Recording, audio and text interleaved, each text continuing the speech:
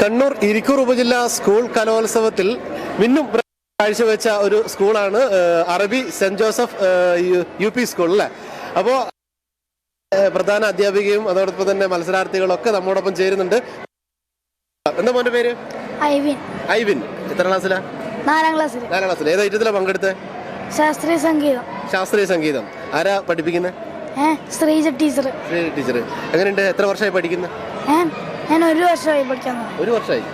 അപ്പം സബ്ജില്ല കലോത്സവം അല്ല, ഫസ്റ്റ് എ ഗ്രേഡ് ആണ്.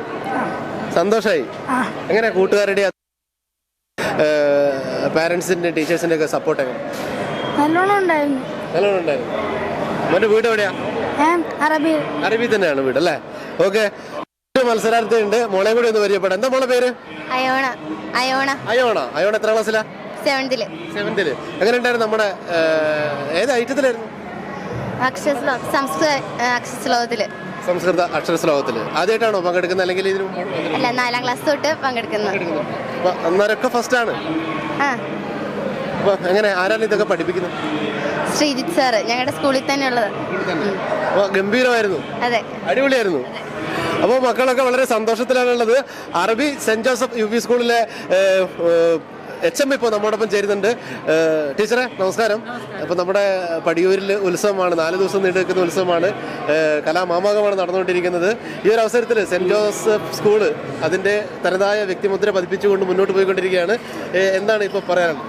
ഒത്തിരി സന്തോഷമുണ്ട് ഇവിടെ നിൽക്കുന്നതിൽ, അഭിമാനിക്കുന്നു. കാരണം കേവലം 100 ചില്ലറ കുട്ടികൾ മാത്രം പഠിക്കുന്ന ഒരു വിദ്യാലയം 1000-ഓളം വരുന്ന കുട്ടികൾ വരുന്ന വിദ്യാലയങ്ങളുമായി മാറ്റുരച്ചുകൊണ്ട് സംസ്കൃതത്തിന് ഓവറോൾ ചാമ്പ്യൻഷിപ്പ് നേടിയിരിക്കുകയാണ്. ഒരേ ഒരു സ്കൂളാണ് ഓവറോൾ ചാമ്പ്യൻഷിപ്പ് നേടിയിരിക്കുന്നത്. അതുപോലെ തന്നെ LP UP വിഭാഗത്തിൽ അതിൻ്റെ റിസൾട്ട് വന്നിട്ടില്ല. വന്നപ്പോൾ ഏറ്റവും 3 സ്ഥാനങ്ങളിലുള്ളിലുണ്ട്. ഏതൊക്കെയാണ് കിട്ടുന്നതെന്ന് റിസൾട്ട് മുഴുവൻ അറിഞ്ഞിട്ടേ പറയാൻ കഴിയുള്ളൂ. എങ്ങനെയുണ്ടായിരുന്നു നമ്മുടെ ഈ കുട്ടികളെ മത്സരത്തിന് ഒരുക്കങ്ങൾ?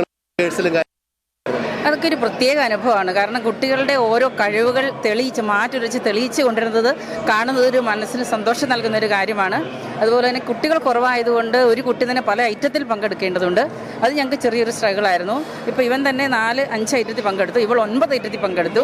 കാരണം നമുക്ക് കുട്ടികൾ വേറെ ഇല്ല, ഒരുപാട് കുട്ടികൾ ഇല്ലാത്തത് കൊണ്ട് നമുക്ക് അങ്ങനെ എടുക്കേണ്ട ഒരു അവസ്ഥയുണ്ട്. എന്നാലും കുട്ടികൾ നല്ല മികച്ച രീതിയിലെല്ലാം പെർഫോം ചെയ്യുന്നു.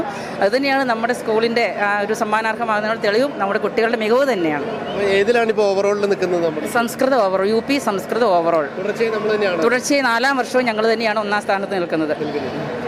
എന്തുകൊണ്ടും അറബി സ്കൂള് ഒരു മികച്ചു തന്നെ നിൽക്കുകയാണ്. തീർച്ചയായിട്ടും അത് ഞങ്ങൾ ആർക്കും വിട്ടുകൊടുക്കുകയല്ല. അറബി സ്കൂളിന്റെ തനതായ മുദ്ര ഞങ്ങൾ പതിപ്പിച്ചുകൊണ്ടേയിരിക്കും, തുടർന്നുകൊണ്ടേയിരിക്കും.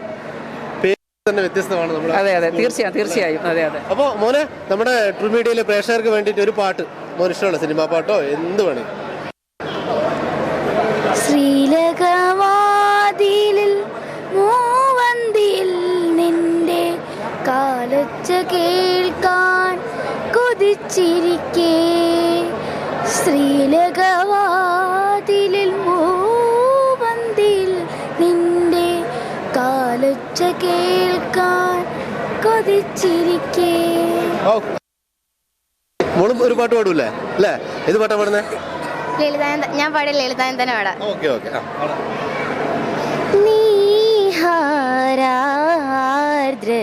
നിലാവിൻ പാവുടുത്തിത്തും